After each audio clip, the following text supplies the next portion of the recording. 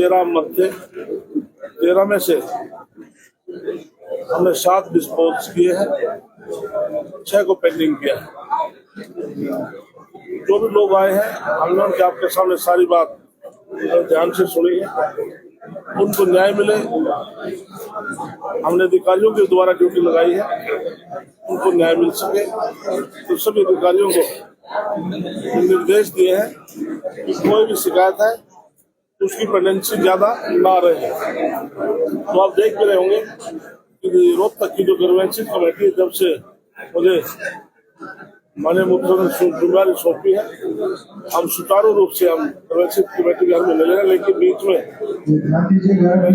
चुनाव आ गए थे, दिल्ली के चुनाव आ गए थे, नगर निगम के चुनाव आ गए थे, उसके बावजूद भी मैं डीसी साहब और एसपी साहब को कह के ग्रीवेंसी कमेटी की मीटिंग हमने जारी रखी, जिससे पेंडेंसी ज्यादा ना रहे, लोगों को न्याय मिलता रहे। इस प्रकार से सुचारू रूप से हमने जिला रोहतक का काम चलाया है।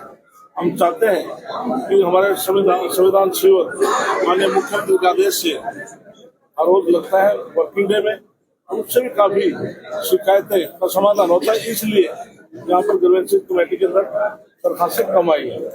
ये तो पहले बहुत ज्यादा आती थी। ये अच्छी बात है कि लगभग समाधान शिविर में भी लोगों को राहत मिलती है, और जो कोई चीज उधर से नहीं होती हम उसका यहाँ एक्शन लेते हैं। तो निश्चित तौर से हम इस प्रकार से से काम करते हैं।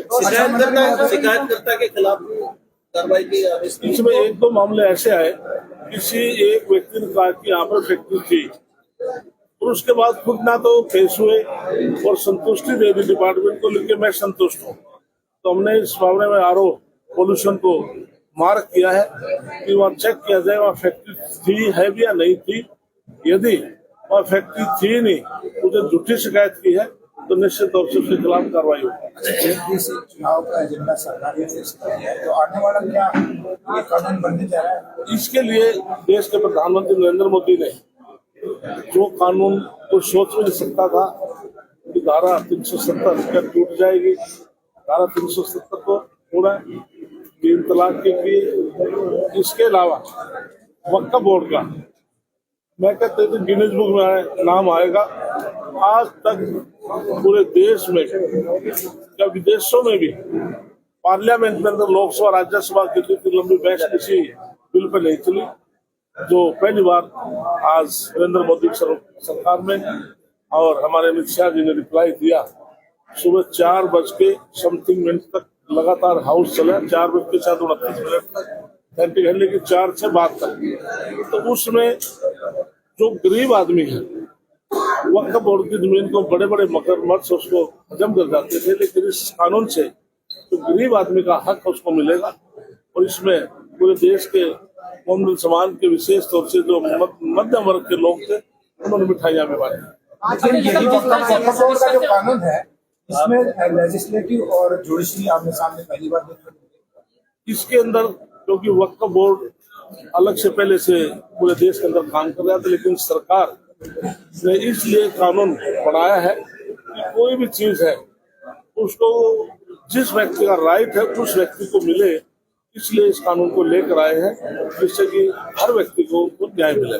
पश्चिमी बंगाल में जिस तरह से हालात चल रहे हैं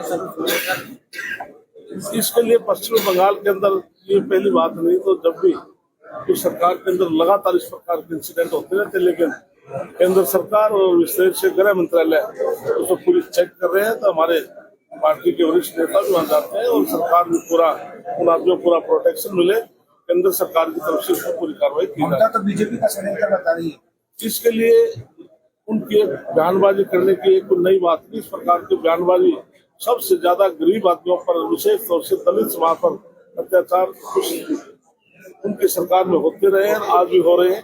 तो इसलिए केंद्र सरकार इस मामले में बड़ी चिंतित है। उन गरीब आदमियों को पूरा प्रोटेक्शन केंद्र की तरफ से दिया गया। बेमौसमी बारिश से तो मंडियों में गेहूं खराब हो रहा है, उल्टा कह रहे हैं कि सरकार की लापरवाही है और नाकामी। इसके लिए पूरे प्रदेश के पिछले आप आंकड़े निकाल कर देखेंगे, जो एमएसपी पर जो खरीद हुई है, मैं कहता हूँ पूरे प्रदेश में समय पर खरीद शुरू हुई। और लिफ्टिंग के बारे में पूरे प्रदेश में आप कह सकते हैं इतनी सुचारू रूप से लिफ्टिंग चल रही है, किसान को किसी प्रकार की दिक्कत ना आए।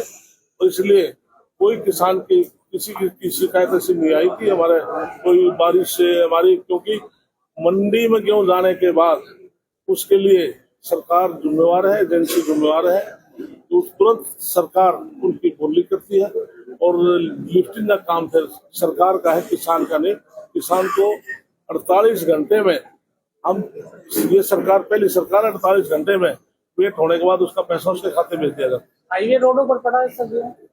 इसके लिए ये बहुत अच्छी बात है। मानते हैं कि मंडियों के अंदर मौसम की वजह से एकदम से अराइवल आती है, और जिसमें जो मंडी जो पहले बनी हुई है कुछ कंजस्टेड भी है, धीरे धीरे करके हम मंडियों का एक्सटेंशन भी करें, जैसे कि बाहर जो जमीन लेकर पक्के फर्क बनाए जाए।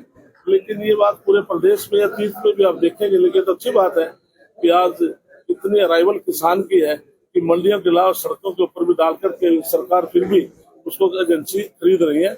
ये तो अच्छी बात है कि ज्यादा प्रोडक्शन किसान का हो रहा है। अच्छा सर, राहुल गांधी ने दोहराया है महाराष्ट्र चुनाव को लेकर कि महाराष्ट्र में जितने नाबालिग वोटिंग है उससे ज्यादा कहीं वोटिंग है। ये आंकड़ा चुनाव आयोग ने पोलिंग वाले दिन 5:30 बजे को दिया और 5:30 से 7:30 बजे के बीच लगभग 65 लाख वोट पड़े हैं महाराष्ट्र के अंदर। इसके लिए कोई भी, जब पार्लियामेंट का चुनाव है तो नीचे धरातल के चुनाव है, जो शेड्यूल होता है इलेक्शन कमीशन का, सपोज को 6 बजे तक इलेक्शन है, कमीशन की हिदायत की चुनाव होगा। उसके बाद जो जुरिडिक्शन होता है इलेक्शन कमीशन का वोटिंग का, चाहे वो कोई स्कूल है या कोई ऐसा संस्थान है, उसमें जितने मतदाता होते हैं रात को 8 बजे से 10 बजे सभी वोटिंग होती है। तो पूरे देश को, महाराष्ट्र बहुत बड़ा प्रदेश है, तो सभी बूथ की जो उन्होंने कहा 2 घंटे में इतनी वोटिंग पॉसिबल नहीं है। नहीं, ऐसे कांग्रेस पार्टी के जो वरिष्ठ से वरिष्ठ नेता सब वो इस प्रकार के बयानबाजी करके देश को गुमराह करना चाहते हैं। वो सदमे में है, अभी सदमे से बाहर नहीं आए। राहुल गांधी ने पूरे देश को गुमराह किया कि पार्लियामेंट के चुनाव से पहले पूरे देश में संविधान की कॉपी लेकर के कहा कि प्रदेश देश में यदि भारतीय जनता पार्टी आज संविधान समाप्त हो जाएगा। तो कृष्ण लाल कुमार इस बात का गवाह है कि मैं राज्यसभा में था, प्रधानमंत्री जी ने एक चिट्ठी पढ़ी थी, पंडित जवाहरलाल नेहरू ने लिखी थी 27 जून 1961 पैरा नंबर 26। उस चिट्ठी में ये लिखा था पंडित जवाहरलाल नेहरू ने कि 47 में देश आजाद हुआ, डॉक्टर भीमराव अम्बेडकर ने आरक्षण दिया है SCBC को, मुख्यमंत्री तो सबको चिट्ठी लिखी इनको आरक्षण को समाप्त किया जाए, और उसको एडिट करके चला कि प्रधानमंत्री नरेंद्र मोदी जी आरक्षण को समाप्त करना चाहते हैं। कि इस प्रकार के लोग उपराष्ट्रपति द्वारा जो सीधे जो है कहा गया है कि जो सुप्रीम कोर्ट है वो निर्देश नहीं दे सकता राज्यपाल को, जबकि आप इस सुप्रीम कोर्ट कैसे फैसले आए वो आप सराहना कीजिए राम मंदिर का, अब ऐसी टिप्पणी क्या जरूरत पड़ती है? ऐसे इसलिए हम, माननीय कोर्ट है, सुप्रीम कोर्ट है, हाई कोर्ट है, नीचे डिस्ट्रिक्ट कोर्ट है, हम उनका सम्मान करते हैं।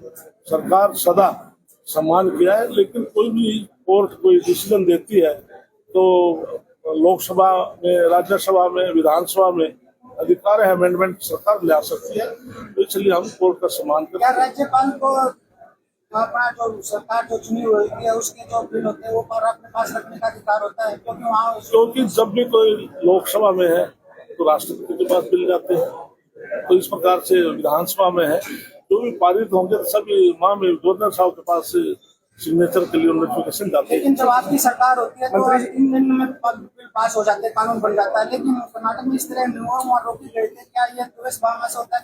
नहीं, ऐसे भारतीय जनता पार्टी को द्वेष भावना से इनकार नहीं करती। साथियों, अब तक देश में 106 बार लोकसभा में अमेंडमेंट हुए हैं, 106 में से 75 बार कांग्रेस ने किए हैं, और वो भी विशेष तौर से राजनीतिक लाभ उठाने के लिए किए। राज्यपाल और सुप्रीम कोर्ट के बीच का जो नहीं, राज्यपाल हमारे माह में सम्मानित है और हम उनका सम्मान करते हैं, सरकार का और राज्यपाल का। मंत्री जी एक सवाल, मंत्री जी क्या प्रदेश ऐसा प्रदेश है जिसमें 24 घंटे बिजली दी जा रही है, 6753 गाँव है। आज 95% गाँव में, 5800 गाँव में आज बिजली दी जा रही है। केवल 1000 गाँव बचते हैं, उस समय में उनको भी दी जाएगी। आज पूरे प्रदेश में 5800 से ज्यादा गाँव में 24 घंटे। हमारा गाँव जगमग गाँव के अंदर बिजली दी जा रही है।